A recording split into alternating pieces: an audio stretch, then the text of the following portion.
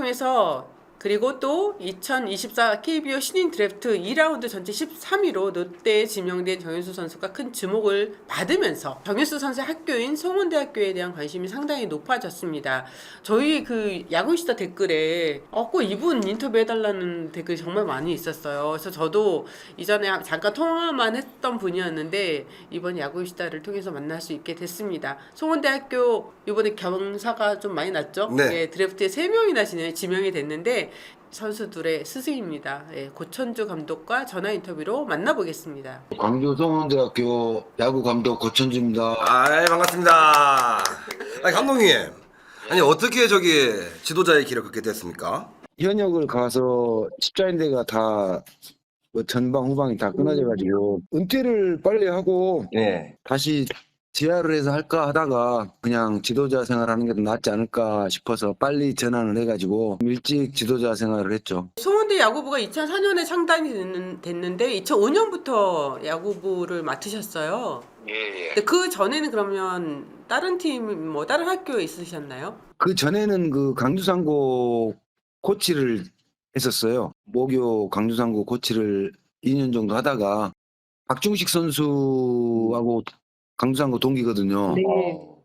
네, 그때 우승을 하고 이제 제가 이제 지도자 생활하면서도 우리 저 후배들을 우승을 한번 시키고 싶어서 목표 달성을 해서 바로 그만두고 이제 개인 사업을 조금 하다가 야구 쪽으로 다시 입문했죠. 그게 이제 송원대 야구부였나요? 예. 유망주들은 많이 배출을 했는데 팀 성적보다 제자 한 명이라도 더 프로 진출을 하는 게 맞다고 생각을 해서 좀 그쪽 방향으로 신경을 좀 더 많이 쓰죠. 그럼요, 뭐 올해 빼고 이전에 뭐 드래프트에서 프로 구단에 또 지명된 선수 중에 또 기억에 맞는 선수가 있을까요? 기억에 남는 선수가? SK 때 뭐 최은우 선수 같은 경우는 지명되고 그 다음에 바로 가을 야구 엔트리 들어갈 정도로 뭐 발도 빠르고 뭐 온체 성실한 선수라. 그리고 뭐 임대한 선수도 삼성에 갔을 때 괜찮았었는데 그 경찰청 가고 나서 전역하고 나서 팔 관리를 좀 못해서 부상을 입어서 지금은 재활하고 있는 걸로 알고 있습니다. 이번 드래프트는 정말 감독님한테도 굉장히 의미가 있을 것 같아요. 다른 대학도 다 못하는 네, 대학팀에서 3명, 지금 동원과학기술대학교랑 동국대, 그리고 송원대가 대학에서 3명의 드래프트 지명자를 냈는데 이번 드래프트 보면서 좀 어떤 감정이 드셨나요? 고등학교 때 지명을 안 받게 되면 많이 자포자기를 하더라고요. 근데 충분히 대학교 와서 힘도 좀 기르고 좀 정신 상태 좀 가다듬고 야구를 하려고 하면 충분히 가능성이 있다고 저는 생각하거든요. 우리 학교에서 프로 지명이 3명 되고 뭐 다른 학교도 프로 지명된 학교도 있고 그러지만 좀 선수들이 포기 않고 하면 충분히 좋은 결과가 있지 않을까 하는 마음에 좀 기뻤습니다. 그럼요, 감독님께서는 어떤 부분을 보고 가장 스카우트를 하시나요? 저는 사실 뭐 선수 타율이나 뭐 기록, 방어율 이런 거보다 선수를 던지는 모습이나 치는 모습, 수비하는 모습을 보고 뭐 반응이 좋고 지금은 야구를 조금 기록이나 뭐 이런 게 약하지만 향후 가리키면 충분히 가능성 있는 선수들을 좀 위주로 좀 보는 편이라 뭐 와서 하면 충분히 지금 이렇게 결과치도 나오고 제발 우리 저 야구 후배님들이 야구를 좀 포기 않고 좀 끈질기게 물고 늘어졌으면 합니다. 그 정현수 선수도 어떻게 보면 지명을 못 받고 굉장히 힘든 시기가 있었을 거고 그 시기에 감독님이 손을 내미셨어요. 당시 어떻게 해서 정현수 선수를 스카우트 할 수 있었나요?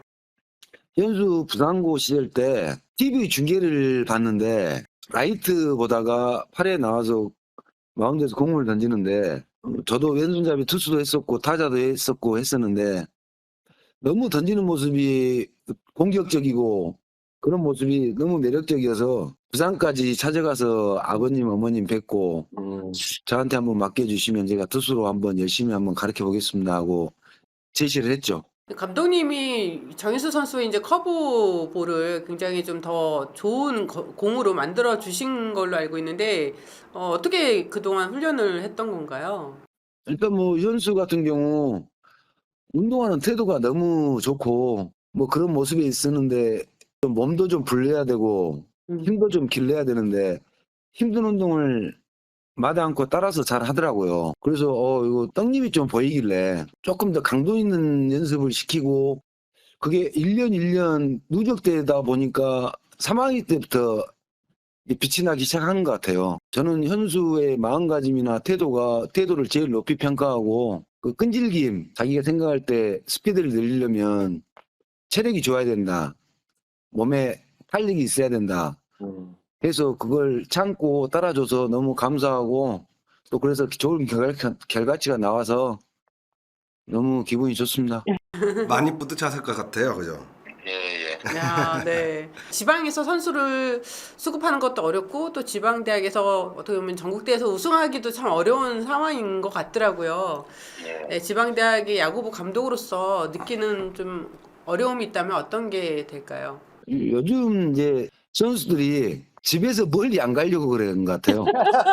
유니폼만 입으면 야구 선수가 아니고 야구를 잘해야지 유니폼도 멋지게 보이는데 부모님들이나 선수들이 너무 편하게 하려고 하는 게 좀 보여요. 그래서 조금 더 마음을 좀 강하게 잡고 멀리 가더라도 야구를 배울 수 있는 곳, 성공을 할 수 있는 그런 부분에 있어서 좀 이동을 했으면 쓰겠는데 이동을 안 합니다.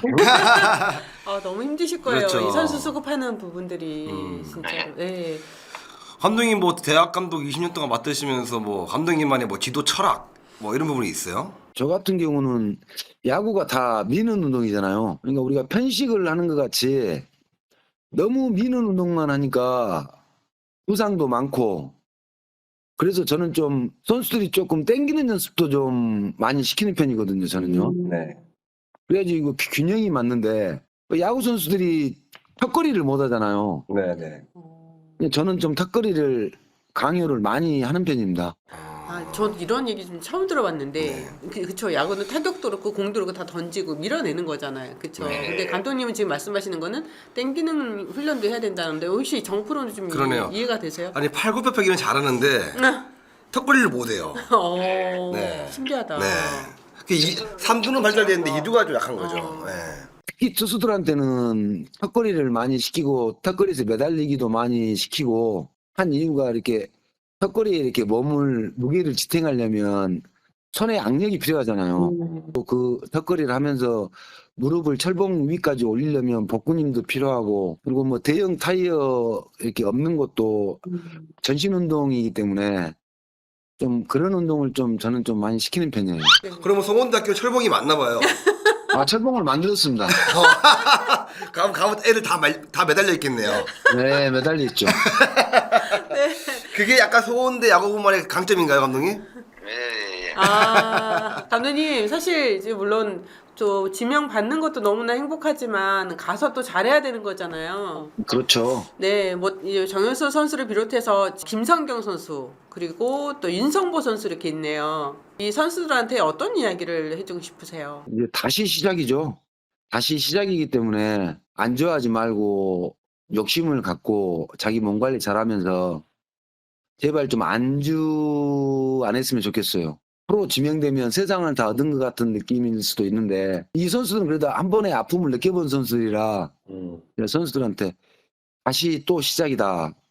그러니까 건방 떨지 말고 항상 뭐 버스 이동할 때나 식사할 때 전부 10분 전에 나가서 신인이니까 10분 전에 나가서 항상 먼저 기다려 있고 먼저 타고 그런 모습 그런 이야기를 좀 많이 하는 편입니다. 부모의 마음이니까 감독님 이전에 또 부모의 마음이기 때문에 내 새끼들이 네, 이제 프로에 가서 네, 나쁜 소리 안 듣고 잘 자리 잡아서 좋은 선수로 성장하기를 바라는 마음이시잖아요. 네, 그리고 송원대 출신 중에서 지금 정현수 선수가 가장 높은 라운드에 지명이 된 거 아닌가요? 예. 임대한 선수가 삼성의 2차 3번이 제일 높았는데 정현수 선수가 프로에 내년부터 좀 어떤 모습을 보여줄 거라 기대하십니까?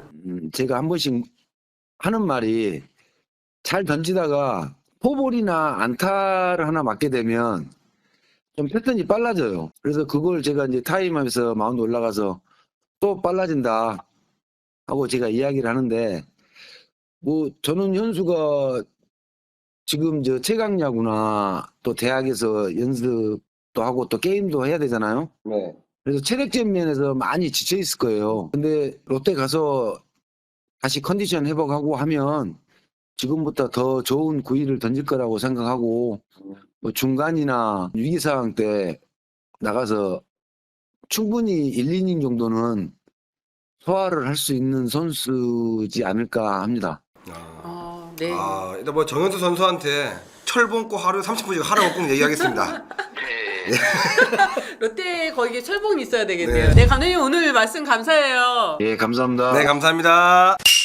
정프로 우리가 추석 연휴 보내고 그다음 우리 좀 이벤트가 있죠? 네, 10월 2일 날 이벤트가 있습니다. 옥토버 2. 네, 10월 2일 날 대만전이 있어요. 네, 맞습니다. 네, 대만과의 아시안 게임이 있는데 그 경기 끝나고 바로 우리가 라이브를 정군의 야구시다 올 2023년 처음으로 하네요. 네. 2023년 처음으로 정군의 야구시다 라이브를 진행할 겁니다.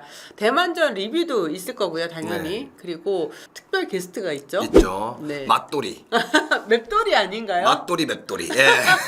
네, 신지영 최강 몬스터즈 투수가 나와서 같이 여러분과 대화를 나눌 겁니다. 선물도 좀 준비할 테니까 여러분들 많은 참여 바라겠습니다. 정프로한테 또 신지영 선수한테 궁금했던 질문들 많이 남겨주시면 정말 고맙겠습니다. 그럼 10월 2일 날 대만전 경기가 끝난 다음에 찾아뵙겠습니다. 정근우의 야구 이슈다. 구독, 좋아요, 알림 설정 부탁드리겠습니다. 감사합니다. 감사합니다.